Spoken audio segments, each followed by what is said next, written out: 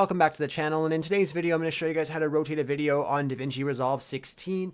Really easy and simple to do. So all you have to do is ensure that you have a video in your timeline like I do here. You just want to go ahead and click on that, and then in the top corner you just want to make sure you have your inspector open, and then you'll see under transform you could do zoom, position, rotation angle, anchor point, stuff like that. So if you just play with the rotation angle, you'll notice it'll just start to move around your video, and then you could decide if you just want it like normal like this, or you would like to make it completely 90 degrees. Totally up to you.